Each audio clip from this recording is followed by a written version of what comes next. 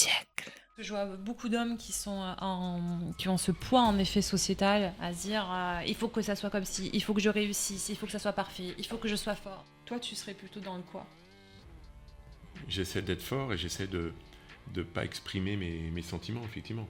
Alors, des fois, ça peut arriver qu'on craque, mais au sein de la société, de l'entreprise, ça m'est arrivé très rarement. Il faut qu'on garde tout pour soi. Il faut qu'on soit irréprochable vis-à-vis de l'extérieur, vis-à-ne des collaborateurs. Parce que si on montre des failles, les collaborateurs peuvent se sentir en danger. En disant, sinon, notre dirigeant, il ne se sent pas bien, c'est qu'il y a des soucis. Il ne faut pas propager son mal-être auprès de ses collaborateurs. D'où afficher toujours un sourire de façade. Le mal du siècle. Merci à vous pour votre écoute de cet épisode du mal du siècle. N'hésitez pas à mettre un like et un commentaire. À très vite. Aujourd'hui, on accueille Dominique Busseau. Tu es né à Lagny-sur-Marne. Tu as une jeunesse dans une banlieue parisienne, dans un environnement plutôt sportif. Tu as créé d'ailleurs ta première société et à l'âge de 14 ans, un environnement très challengeant. Exactement. À la fin des études, tu as fait un stage aux US, à San Francisco, à l'époque dans le transfert de technologie en France. À ton retour en France, tu as trouvé un poste en marketing chez Ford. Oui. Mais tu n'étais pas dans ton élément. Tu as été par la suite recruté par un groupe de médias IDG pour les magazines, par exemple InfoPC, AC World. Réseau et télécom. Réseau et télécom. Tu as développé même l'un des premiers sites internet, puisqu'à l'époque, on était dans les années 90. 95, on est en 95. Novembre 95 même. Oui. Tu as fait partie de ces précurseurs qui ont vendu les premières pubs sur internet. Les années sont passées. En septembre 2014, tu t'es dit, tiens, je vais contacter le président de Forbes, parce que Forbes à l'époque n'était pas en France. Tu t'es dit, bon, écoute, j'ai envie de lancer ma propre activité. J'avais fait aussi un management buyout. J'avais racheté avec un fonds d'investissement une société pour laquelle je travaillais. Ouais. C'était un groupe de sites internet sur les nouvelles technologies partout en Europe. Ça s'appelait Net Media Europe. Et donc, j'ai quitté la société que j'avais reprise et développée et créée pour me consacrer à une nouvelle aventure, ce que j'appelle média entrepreneurial. Donc, tu repartais de zéro à ce moment-là? Je repartais complètement de zéro. Tu t'es dit, quel magazine aujourd'hui je pourrais lancer en France qui n'existe pas, mais sur lesquels je me sens capable de lancer? Voilà, il y a un capital notoriété. Tu as contacté le président de Forbes, qui ne t'a pas pris au sérieux à la base pour ce challenge de le mettre en France. Il t'a redirigé vers la personne qui s'occupait des licences, et puis tu l'appelles et tu lui dis, écoutez, moi je suis actuellement aux États-Unis alors que tu étais à ce moment-là à Paris. Est-ce qu'on peut se voir demain pour en discuter? Et donc la personne t'a dit, ok. Donc qu'est-ce que tu as fait? Tu as pris le premier avion pour le lendemain. Tu fais le rendez-vous avec cette personne et puis tu lui dis, j'aimerais bien rencontrer le président de Forbes. Et tu dis, ouais, mais il est en rendez-vous. Et tu dis, c'est pas grave, j'attends. Donc au culot. Suite à ces heures d'attente, tu lui as dit, écoutez, clairement, vous êtes dans 38 pays, c'est bientôt les 100 ans de Forbes, vous n'êtes pas en France. Tu es retourné 2 semaines plus tard du coup aux États-Unis. Ces mecs-là t'ont fait confiance. En octobre 2016, tu lances le site internet. Tu as recruté à l'époque des contributeurs. Tu es monté jusqu'à 300 contributeurs, ce qui est énorme. En octobre 2017, tu lances donc ton numéro 1. Forbes est un magazine sur l'entrepreneuriat et après 5 ans, en 2022, tu as eu des demandes de la part de tes lecteurs sur la partie plus lifestyle, sauf que Forbes, c'est de l'entrepreneuriat. Tu t'es dit, tiens, il y a quelque chose à faire. Et tu as décidé de lancer Oniric, ce qui représente l'art de vivre à la française pour les femmes et les hommes. Et je vais te commencer par une question. Pour toi aujourd'hui, être un homme en 2023 derrière le chef d'entreprise, qu'est-ce que ça veut dire d'être un dirigeant? Qu'est-ce que ça implique? Ça implique des responsabilités. Ouais. Parce qu'on est responsable d'une équipe, on est responsable de personnes, on est responsable de les payer à chaque fin de mois. Donc il faut faire en sorte que le business se développe bien, que le compte en banque soit à flot, Ouais. et qu'on puisse tous les mois payer les salaires des différentes personnes. Ça, c'est la responsabilité numéro 1. Ouais. Ensuite, il faut faire en sorte qu'on donne un cap, on donne une voie, on donne des directions, et il faut faire en sorte que tous les gens aillent dans le même sens pour bâtir un avenir et effectuer les différents milestones pour la société qu'on a décidé de mettre en place. Ça, ce sont des choses qu'on apprend sur le tard, une fois qu'on est dans l'entreprise, mais finalement, on ne nous l'apprend pas dans la vie. C'est plutôt de la pratique que de la théorie, effectivement. Qu'est-ce que toi, tu as rencontré comme difficulté en tant que chef d'entreprise au quotidien? Le plus difficile quand on est chef d'entreprise, c'est tout ce qui est autour de l'aspect du management, c'est-à-dire les hommes et les femmes qui constituent la société. Il faut que ces hommes et ces femmes soient alignés. Et malheureusement, ce n'est pas toujours évident d'avoir tout le monde qui soit aligné au sein d'une entreprise. Il y a des petites guerres internes, etc. Donc, on fait en sorte qu'il y en ait le moins possible. Et que chaque personne soit motivée à la hauteur de son poste et de ses responsabilités. Est-ce que tu as un événement particulier, tu dis tiens là tu vois j'ai merdé, mais de ça j'ai appris ça. Alors il m'est arrivé effectivement que ça se passait pas forcément bien avec un salarié, mais que je me disais que j'allais le garder parce que ça allait être trop compliqué de m'en séparer, comme on sait, la législation française est assez en faveur du salarié. Et donc je me suis dit, je vais continuer avec ce salarié, je vais faire tant bien que mal avec lui et continuer à développer la société. Et en fait, c'est une grave erreur. Il faut pouvoir arrêter, stopper immédiatement. Parce qu'en fait, le salarié peut gangréner l'ensemble de la société. Maintenant, aujourd'hui, si ça ne se passe pas bien avec un salarié, je m'en débarrasse coûte que coûte, peu importe le prix, pour faire en sorte de couper le mal à la racine et de se relancer avec des nouvelles équipes et avoir de nouvelles motivations avec les équipes. Tu l'as vécu comment en tant que... Parce que, bon, il y a le chef d'entreprise, mais il y a l'homme derrière. Moi, c'est le genre de truc qui pourrait me toucher en tant que personne. Hein, à un moment, j'avais un salarié d'un côté et des dizaines de salariés de l'autre côté. Et il ne fallait pas qu'un salarié mette en cause le destin de plusieurs dizaines de salariés. Donc à un moment, il fallait trancher. Il fallait prendre une décision de chef d'entreprise. Et en tant qu'homme, l'homme derrière le chef d'entreprise, il a vécu comment, ça, cette situation ? Des fois, ça peut être compliqué et douloureux, mais il faut se faire un peu violence. Et justement, dans ces prises de décision, tu es seul, comme beaucoup de chefs d'entreprise. Alors, quand on est chef d'entreprise, on est souvent seul. Ouais. On n'a pas forcément de sparring partner avec qui discuter ou échanger. Et ça, c'est pas toujours évident.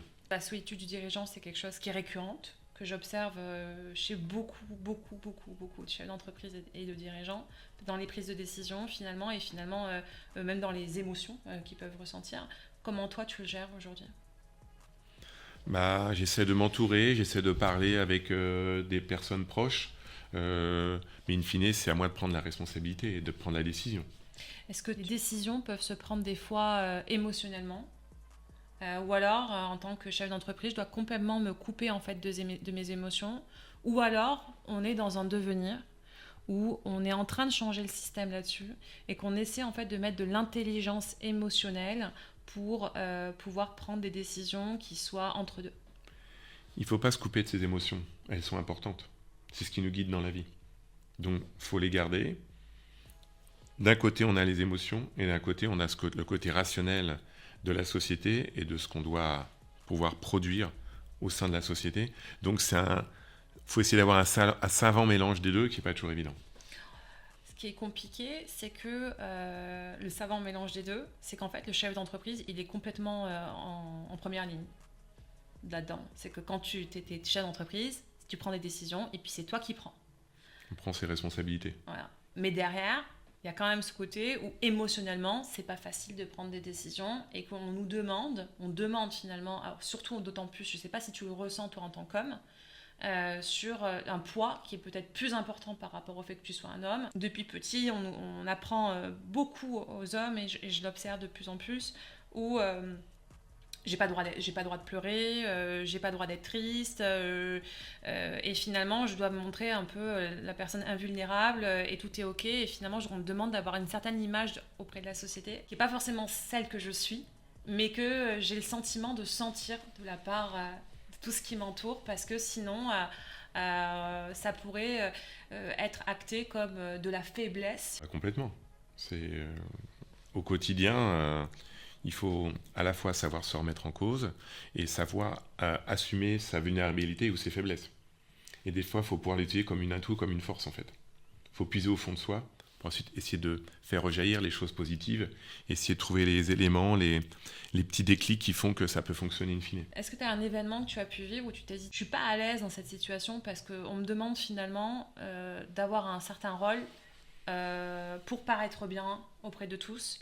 Mais c'est pas moi. Oui, bien sûr, des fois il faut afficher une façade, même si intérieurement, dans son fond intérieur, on n'est pas à l'aise avec les choses qu'on entreprend, les choses dont on est obligé de faire. Tu penses qu'on est obligé de le faire par rapport à quoi ? Quand on est chef d'entreprise, quand on est principal, majoritaire actionnaire d'une société, par rapport à des drivers business. Pour faire en sorte que la société dégage des bénéfices, des fois il faut ajuster les coûts par rapport au chiffre d'affaires.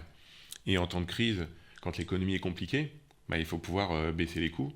Et la première partie où on peut baisser les coûts, c'est des fois d'avoir à se séparer d'un certain nombre de collaborateurs. Et ça t'est déjà arrivé? Ça m'est déjà arrivé, tout à fait. Comment tu t'es senti à ce moment-là? Humainement, c'était douloureux. Il fallait prendre sur soi. Il fallait se dire, bon, bah, j'ai pas le choix. Il faut essayer de voir un ensemble de choses et pas uniquement la personne qui est en face de soi, en fait. C'est dire, voilà, je travaille pour un groupe, j'ai un ensemble de personnes, de collaborateurs qui sont autour de moi. Si je veux pouvoir faire en sorte que ça soit au mieux pour la majorité de ces collaborateurs, je dois, par exemple, agir au niveau de certaines individualités. Le groupe versus l'individu. Du coup, l'image que les salariés pourraient avoir dans certaines entreprises, c'est de se dire que leur boss, en fait, pense qu'à l'argent. Ils ne pensent pas à eux. Sauf que derrière, en fait, il y a un homme qui doit prendre des décisions et qui, émotionnellement, est complètement seul. C'est comme si on pouvait limite l'attaquer lui en tant que personne, quoi. Enfin, il faut se baquer, quoi, là-dedans. Comment on fait pour trouver le juste équilibre? C'est vrai que c'est très compliqué parce que quand on est dirigeant chez l'entreprise, il y a des idées reçues qui sont que la personne est là uniquement pour faire du bénéfice, Ouais. faire de l'argent, mais ce n'est pas le cas. C'est plutôt développer l'économie d'un certain nombre de personnes. Parce que si la société fait des bénéfices, elle peut recruter. Si elle peut recruter, elle peut nourrir différentes bouches, Ouais. des familles, des enfants. Donc c'est ça qui est important. Il faut voir les choses au sens macroéconomique du terme, mais pas au niveau individuel. Et pour des fois faire perdurer une société, il faut faire certains ajustements qui vont aller à l'encontre de certaines personnes, mais pas au sens de la société au sens large. Qu'en est-il de ton équilibre vie pro, vie perso à ce moment-là, en tant que chef d'entreprise? Alors c'est pas toujours facile, effectivement, quand on est chef d'entreprise, on ne travaille pas de 9h à 17h. Ouais. On travaille 7 jours sur 7, 24 heures sur 24. Mhm. On n'est jamais en vacances, et des fois j'aime bien dire qu'on n'est jamais au travail. On fait les deux tout le temps. Donc ce qui n'est pas toujours évident pour ses proches, sa famille, ses enfants et autres, on n'est pas toujours complètement là. Je parle intellectuellement. Parce qu'on a toujours quelque chose qui nous trotte dans la tête, on dit « Ah, j'ai ça à résoudre, je dois faire ça, faut pas que j'oublie de faire ci, etc. » Donc c'est pas toujours évident d'avoir des moments de plénitude. On peut être 100% pour les autres, pour ses proches. Si on avait la possibilité de revenir dans le temps, est-ce que tu changerais quelque chose? Non, parce qu'en fait c'était un parcours, on peut considérer parfois comme chaotique, avec des hauts et des très hauts et des très bas. Mais finalement, c'est un parcours de vie, c'est un parcours professionnel. À chaque défaite, j'ai réussi à rebondir pour en créer des succès. Si moi je te demandais réellement qui est Dominique derrière le chef d'entreprise, tu le décrirais comment? Dominique, c'est un petit garçon qui a grandi et qui aujourd'hui est devenu un adulte et qui a essayé de se réaliser, qui essaie de se réaliser professionnellement parlant dans ce qu'il aime faire, tout ce qui est autour de la communication et des médias. Et est-ce qu'aujourd'hui tu te sens justement légitime dans tout ça? Je pense que oui, parce que j'ai fait mes preuves et j'ai fait de belles choses comme lancer Forbes en France. Plein de gens m'ont dit ça ne marchera jamais, c'est une approche beaucoup trop anglo-saxonne. Et j'ai fait en sorte qu'en quelques années, Forbes France devienne un magazine de référence pour l'entrepreneuriat masculin et féminin. Finalement, c'est quoi la réussite pour toi? C'est un vaste sujet. Ouais. La réussite, c'est s'épanouir de ce qu'on fait au quotidien pour moi. C'est très important. Se lever le matin et être motivé, avoir la gnaque, la hargne, et dire je vais au bureau en souriant, et pas y aller à reculons. Donc là, en effet, tu vas au bureau aujourd'hui en souriant. Oui. Parce que quand je t'ai vu sourire, tout sourire, je sais que tu aimes ce que tu fais. Est-ce que tous ces efforts que tu as eus, l'énergie que tu as mise justement dans cette réussite professionnelle, est-ce qu'elle a eu un impact dans l'équilibre avec le perso? Je pense que quand on se sent bien, professionnellement parlant, ça rejaillit de manière positive côté perso. Tu es père aujourd'hui. Est-ce que ce rôle-là a été compliqué à équilibrer en parallèle de Dominique Busseau, PDG de Forbes? Est-ce qu'il y a eu des impacts? Compliqué, non, mais ça demande certaines adaptations et certaines gymnastiques au niveau de l'agenda. Et est-ce que tu penses avoir réussi là-dessus, ou alors tu aurais aimé peut-être avoir un accompagnement ou pouvoir en parler? Est-ce que c'était difficile finalement? On peut toujours on souhaite toujours passer plus de temps avec ses enfants, effectivement. J'aurais aimé en passer un peu plus, mais j'ai fait ce que je pouvais dans l'état actuel de la situation dans laquelle je me trouvais au moment où j'ai lancé Forbes, par exemple, où j'étais très pris. Et est-ce que tu as déjà ressenti entre les attentes de la société envers les hommes et ta propre vision de la réussite professionnelle un conflit entre les deux, entre les attentes de la société et ce que toi, tu as défini de ta propre vision de la réussite professionnelle? La société attend que le dirigeant soit quelqu'un d'irréprochable, de toujours puissant, positif, directif, entreprenant, bienveillant. Donc un dirigeant, il doit fonctionner à 360 degrés, alors qu'un homme, c'est un humain C'est quelqu'un qui a ses failles, quelqu'un qui a ses faiblesses. Il faut pouvoir les assumer. Et vu qu'on est souvent en représentation quand on est un dirigeant, c'est pas toujours facile de pouvoir pallier aux deux. Justement, par rapport aux faiblesses de l'homme, est-ce que ça permet finalement d'exprimer ses émotions et de dire à un moment donné, ben, j'en peux plus, je suis fatigué. Quand on est dirigeant, on peut pas prendre de pause. C'est pas possible. Et l'homme derrière tout ça? Bah, l'homme, il fait ce qu'il peut. Il fait ce qu'il peut, il compense. Il compense comment? Avec une boulimie au sein de sa famille, avec peut-être en faisant du sport, la pratique du sport, en faisant des choses qui permettent un peu de s'échapper et de s'évader du quotidien. Je vois beaucoup d'hommes qui ont ce poids en effet sociétal à se dire il faut que ça soit comme ci, il faut que je réussisse, il faut que ça soit parfait, il faut que je sois fort. Toi, tu serais plutôt dans le quoi? J'essaie d'être fort et j'essaie de ne pas exprimer mes sentiments, effectivement. Alors, des fois, ça peut arriver qu'on craque, mais au sein de la société, de l'entreprise, ça m'est arrivé très rarement. Il faut qu'on garde tout pour soi. Il faut qu'on soit irréprochable vis-à-vis de l'extérieur, vis-à-vis des collaborateurs. Parce que si on montre des failles, les collaborateurs peuvent se sentir en danger. En disant, sinon, notre dirigeant, il ne se sent pas bien, c'est qu'il y a des soucis. Il ne faut pas propager son mal-être auprès de ses collaborateurs. D'où afficher toujours un sourire de façade. Et pourtant, ça va pas bien. Et pourtant, des fois, ça va pas bien, mais il faut pas le montrer. Et puis, en fait, quelque part, après, au bout d'un certain temps, c'est comme une sorte de routine. C'est-à-dire qu'il faut avoir plein de problèmes, mais il faut savoir surfer au-dessus de ces problèmes. Ça devient presque naturel. Bon, c'est pas si grave, ça va aller, on va trouver une solution. Être dirigeant, c'est avoir des soucis constamment. Hein. C'est tous les jours un nouveau problème, quoi. Donc, on s'habitue à être dans cet écosystème de soucis, et puis finalement, on trouve toujours des solutions. C'est ça qui est important. C'est de ne pas rejeter les problèmes, mais de penser aux solutions par rapport à ces problèmes. Ouais. Et d'essayer de voir vers l'avenir. Grosse pression de se dire que je ne peux pas montrer finalement mes émotions parce que ça pourrait être potentiellement assimilé comme de la faiblesse. Comment tu le vis, ça? Des fois, on le vit de manière un peu solitaire. Comme on dit, quand on est en haut d'une entreprise, on n'a pas forcément de sparring partner avec qui échanger et partager. Pas de sparring partner au niveau professionnel, donc est-ce qu'on peut avoir des attentes du coup plus importantes sur notre vie personnelle en tant que compagnon, mari C'est probable. On va peut-être compenser les expressions qu'on ne peut pas exprimer au sein de l'entreprise, on va peut-être les exprimer dans un cadre privé. Ou pas. Ou pas. Parce que finalement, quand tu rentres à la maison derrière, il y a aussi un autre rôle qui t'attend, qui va être le rôle peut-être de conjoint. Et ou de père. Et ou de père.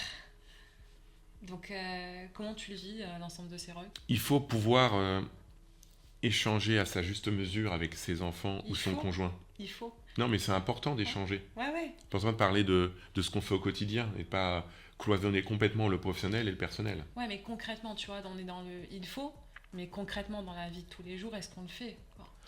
De plus en plus, parce que maintenant mes enfants sont assez grands, c'est des grands adolescents, je leur demande des conseils, je leur demande leur avis. Voilà, vous pensez que je peux mettre un tel ou un tel en couverture du prochain numéro, qu'en pensez-vous? Donc ça, c'est assez gratifiant de pouvoir échanger avec mes enfants sur quelques problématiques, pas quelques problèmes, mais quelques challenges que je peux avoir au quotidien. Ça te permet quoi en tant que père? Ça permet de leur partager ma passion de mon métier. Ils vont se dire quoi sur Dominique? Ils vont dire, papa, il a un métier qui le passionne. Ça fera en sorte qu'eux essaieront aussi de trouver un métier qui les passionne. Est-ce que tu considères qu'être un papa, c'est un métier? C'est un vrai métier et c'est le plus difficile métier au monde, comme on dit souvent. Parce qu'il faut s'adapter à chaque enfant. Quand on en est 1, 2, 3, 4, 5, on n'est pas papa de la même manière avec chacun d'entre eux. C'est comme avec ses collaborateurs. Il y a un vrai parallèle entre le monde de l'entreprise et le monde du papa. Qu'est-ce que tu penses que tes enfants diraient de toi? J'en pense que papa est un bon père, mais il est peut-être un peu trop souvent sur son téléphone. Qu'est-ce qu'il fait sur son téléphone? Il regarde si tout va bien par rapport à ses sites, il échange avec ses différentes personnes. Le rôle de conjoint, sans rentrer dans une partie trop intime, est-ce que tu as l'impression d'être compris? Est-ce que tu as le sentiment aussi qu'en tant que conjoint, tu dois aussi avoir ce rôle de te baquer et de pas forcément être en capacité de montrer tes émotions? Alors, on n'est pas forcément toujours compris, parce que personne ne peut se mettre dans nos chaussures, à notre place. Donc des fois, les personnes ne peuvent pas forcément comprendre qu'on ait autant de contraintes, autant de rôles de représentation. Et ça, c'est pas toujours évident à faire comprendre ça à la personne avec qui on partage sa vie. On peut s'exprimer, mais à un moment, comme je disais, quand on arrive, on rentre chez soi, il faut laisser un peu son travail côté travail et pas le faire entrer dans la vie de couple, parce que sinon, ça peut tout annihiler, tout foutre en l'air. Ouais. Quand on a le téléphone aujourd'hui, c'est un peu plus compliqué. Oui, parce qu'il n'y a plus de limite entre le pro et le perso. Parce qu'effectivement, le téléphone est un vrai fil à la patte. Et se déconnecter, faire des déconnexions complètes, c'est pas évident. Est-ce que finalement, en tant que rôle de chef de famille aussi, il y a ce côté de se dire, il faut que j'assure aussi à ce niveau-là et que je montre que ça va, parce que sinon, ça va être assimilé aussi à de la faiblesse et donc une forme d'insécurité pour ma famille. Effectivement, tout à fait. Il faut toujours aussi, vis-à-vis de ses enfants, principalement, c'est très important, il faut montrer qu'on est toujours vaillant. Est-ce que tu penses que ça, c'est quelque chose qu'on hérite ou que tu as hérité de ton enfance à travers l'éducation que tu as pu avoir ou l'école ou la société dans laquelle tu as évolué ? Je pense que c'est la société dans laquelle on évolue qui nous montre à être toujours fort et à montrer une bonne façade. C'est-à-dire épuisant à un moment C'est complètement épuisant, effectivement, et des fois c'est très compliqué. La société nous amène à nous surpasser, et des fois tellement on se surpasse que à un moment, c'est pour ça qu'il y a plein de gens qui tombent en burn-out. Tu sais qu'il y a plus de suicides d'hommes que de femmes ? Ah oui, ça fait peur. C'est pour dire à quel point en fait il y a une pression en fait de la société sur l'homme qui est devenu normal. Parce que quand tu me parles, tu vois, de tout ça, à me dire oui, mais enfin bon, il faut que j'assure en tant que chef d'entreprise, oui, mais aussi en tant que chef de famille, finalement. Est-ce que tu t'en rendais compte avant qu'on en discute clairement là ? Ou alors c'est quelque chose où tu le sais, mais c'est quelque chose que tu gommes, parce que si tu t'en rends compte, finalement, ça va te revenir en pleine gueule, et je dis non, mais je sais pas comment gérer, et puis je reste dans ce système-là, même s'il me convient pas, mais c'est ok, parce que finalement, je connais que ça aujourd'hui. Il se peut qu'on se voile un peu la face, tout à fait. Émotionnellement, tu le vis comment ? Émotionnellement, c'est des hauts et des bas.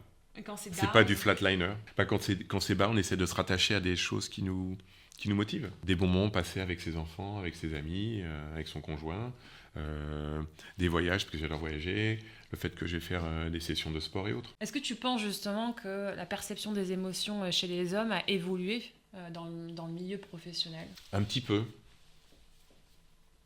Parce qu'on essaie de montrer un peu plus le côté humain du dirigeant. On demande aux dirigeants de se dévoiler. Alors, il ne va pas le faire forcément. On essaie de comprendre l'homme et le dirigeant. C'est à la fois la même personne, mais deux personnes dissociées. Le contre-coup qu'il pourrait y avoir et la peur, c'est de se dire qu'on demande aux dirigeants de s'afficher en tant qu'homme, mais derrière, lorsqu'il y a un problème... il faut qu'il soit retourne dirigeant. Ouais, parce que sinon, si c'est l'homme qui est attaqué, ça peut faire des dégâts monstrueux finalement sur qui il est à part entière, parce que c'est son identité propre. Ouais. Pas facile tous les jours, être dirigeant. Non, mais c'est pas facile. On parle beaucoup de la femme, des problèmes que peuvent avoir les femmes aujourd'hui, mais finalement un peu au détriment de ce qu'on demande aussi aujourd'hui à l'homme, sur tous les rôles en fait que vous devez jouer. La charge patriarcale qu'il peut y avoir depuis plusieurs années sur le fait que la réussite d'un homme, ça peut être par le fait de réussir professionnellement et ou au niveau de sa vie de famille, et ou en tant que mari, mais finalement l'homme qui est Dominique derrière tout ça, on peut se demander finalement, mais je suis qui au final derrière tous ces rôles qu'on me demande d'avoir ? Ouais, rôles multiples. Des fois on peut en perdre la boule, effectivement. On ne sait plus qui on est. Des fois on peut se perdre, donc il faut essayer de se retrouver. Et puis un nouveau jour arrive, et puis on essaie de se rattacher à ce qu'on a de cher. C'est un métier d'équilibriste, l'être dirigeant. D'être un homme et qui est aussi... D'être un homme, ça me fait penser aux jeux, tu sais, qu'on est dans les spectacles de cirque avec les Chinois où tu fais tourner des assiettes sur des bâtons. Oui. Et puis quand il y en a qui est en train de tomber, il faut que tu y ailles, puis après tu vas au suivant. En fait, tu es toujours en train d'éteindre les feux. C'est un peu ça, être un homme au XXIe siècle.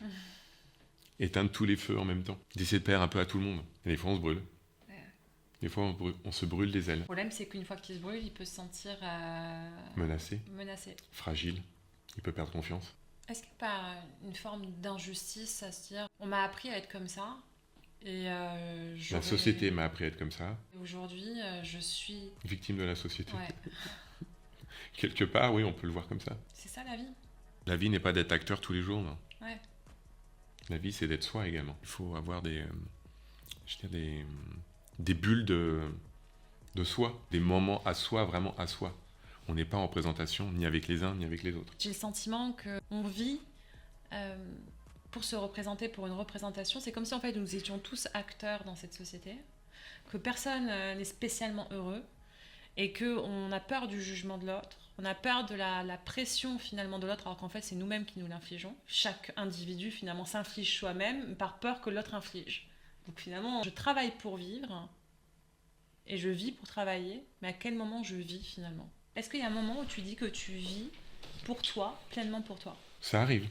Quand je suis en voyage, par exemple, à l'autre bout du monde, et que c'est le week-end, et je sais que je ne serai pas dérangé, que je n'ai pas besoin d'avoir mon téléphone auprès de moi, et que je peux vraiment me centrer sur moi. Comment on pourrait aujourd'hui permettre aux hommes à pouvoir naviguer dans ce chaos qu'on pourrait appeler de ce siècle, où on leur demande d'avoir ces différents rôles, de devoir être fort, de devoir être parfait, et pour autant de devoir assumer aussi leurs émotions.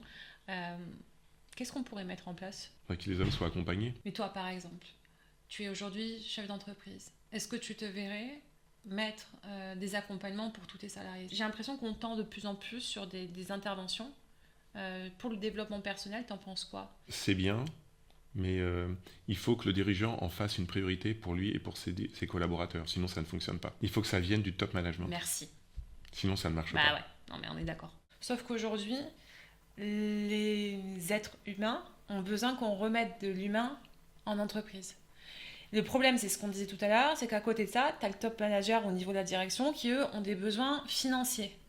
Donc finalement, comment je permets à ce que à la fois mon besoin financier soit assouvi d'un côté et à la fois mes salariés puissent se retrouver en tant qu'être humain et non pas comme un pion qui doit ramener de l'argent. Et en solution, en effet, je vois qu'il y a des formations. Là, par exemple, j'ai une formation dans mieux se connaître pour mieux manager.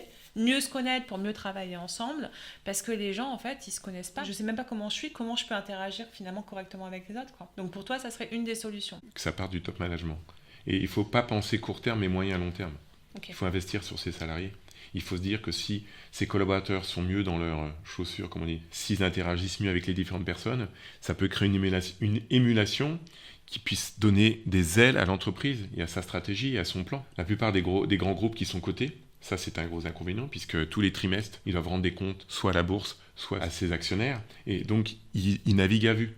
Donc, ils prennent des décisions à droite, à gauche. Alors qu'on voit souvent dans les groupes familiaux, les groupes qui sont détenus par des individus, ils ont des stratégies d'entreprise beaucoup plus moyen-long terme. Ils peuvent mettre en place des cultures d'entreprise, mettre en place des dispositifs qui prennent du temps, des moyens, mais ils savent que, in fine, sur le long terme, ça sera gagnant. J'ai 2 dernières questions. Quelle trace tu voudrais laisser de toi sur Terre en tant qu'homme ? Tu aimerais qu'on retienne quoi, toi ? Une double trace d'un bon papa, ouais. Voilà, en priorité, qui a bien accompagné ses enfants, et puis après, qui a un petit peu marqué de son empreinte sa manière de secouer le monde des médias, d'aborder le monde des médias de manière un peu différente. Quel message tu transmettrais à ton fils ? Sois fort, mon fils. Ça sera pas facile tous les jours. Accroche-toi. Je crois en toi et tu vas réussir. Merci Dominique. Merci Isabella. À très vite. Merci à vous pour votre écoute de cet épisode du Mal du siècle. N'hésitez pas à mettre un like et un commentaire. À très vite. Mal du siècle.